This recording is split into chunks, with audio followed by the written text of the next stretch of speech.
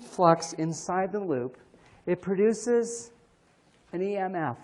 And here's the size of the EMF. An EMF, of course, is just a potential difference. It's just a voltage, okay? The size of the EMF, delta phi divided by delta t. Phi is the flux. If I have a change in flux in a time delta t, this is the voltage that I get. That's the potential difference that I get. Or if you have a coil with multiple turns of wire, n turns of wire, delta phi per coil divided by delta t, that's what we get. But let's make this concrete. Let's make this concrete. First off, I'm just going to record that equation, because I'm going to need it in a second. And I'm going to record the second one. And I'm going to write delta V, because ultimately an EMF is a potential difference. It's a voltage. So I'm just going to write the voltage that I get is equal to delta phi divided by delta t. And everything's going to be positive. We have an absolute magnitude there. Why? We don't care about direction. We figure out directions using Lenz's law. Once we know the direction, everything's good. Here's a problem. A coil of copper wire is 1,200 turns and an area of 0.0040 square meters. The coil of wire is connected to a light-emitting diode that requires a minimum of 2 volts to light. A cow magnet with a field strength of 0.050 teslas is quickly thrust in the coil. What is the approximate minimum time for the magnet to go from being outside the coil to being inside the coil in order that the resulting EMF light the LED? And heavens to Betsy, I just happen to have a coil of wire with an opening of 0.004 meters squared with 1,200 turns of wire and a cow magnet with 0.050 teslas. Isn't that handy? And so we can do a calculation, and then we can test this, okay? But these numbers are the numbers for this setup right here. So I'm going to go ahead and set these aside, and we'll come back to that. And the cow magnet really is, it's a cow magnet because you feed them to cows, and cows, as they eat grass, they eat like males and other stuff they're not supposed to eat, and it gathers up all the metallic stuff in a bundle in their tummies. Crazy. So it really is like for feeding to cows. But let's go ahead and do a calculation of this. Here's how we do it. The change in voltage, oh, I know that. What's the minimum voltage that I need in order to light the LEDs? So it's 2.0 volts. And then I have change in flux.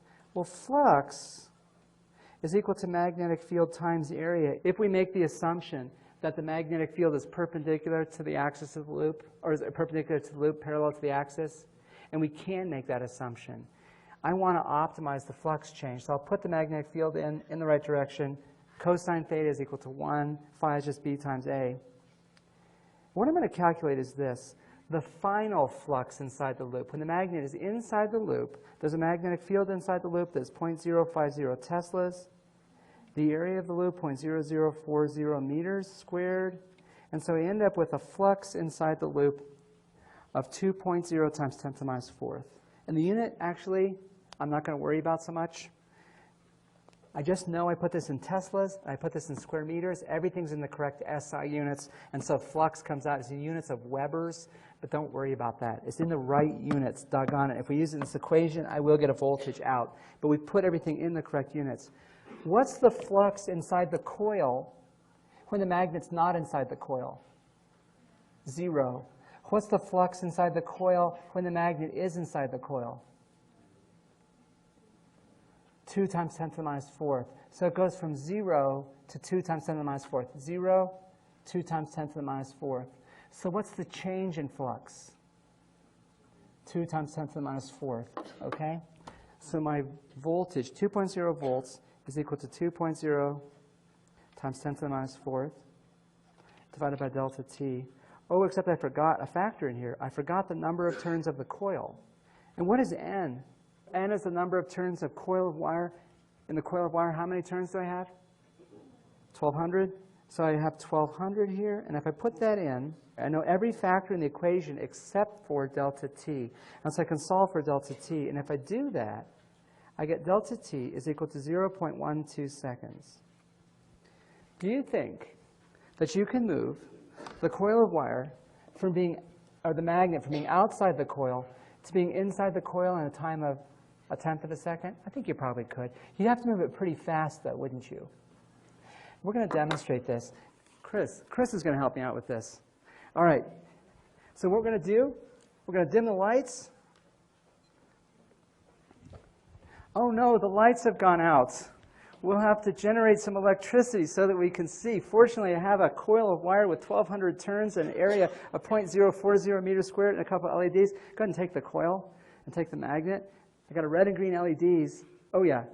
Oh, there we go. Oh, yeah. Now turn around and face everyone so they can see what you're doing. OK, magnet go from out to in. Watch. Oh. Green. Oh, wait, out to in. Oh, out to in. Oh, it went green. Now, in to out, it's the other color, it's red. And so what happens is it makes current go one way, and then when you pull it out, you have the same flux, except, heavens to Betsy, it's the other way. And so the current goes in the other direction. And this is wired so that a positive voltage makes the red light, and a negative voltage makes the green bulb light. And so in, it goes green, out, red. Oh, how would if we took the magnet and switched the two poles? Then we're making the flux in the other direction? Oh, yeah. Red to green. And it takes slightly more voltage to light the green than it does the red. And then if you go back and forth fast, you can kind of like keep it going, and you can make them light. And what you're doing is continuously changing the flux and continuously producing the light. Chris, thank you very much for your help.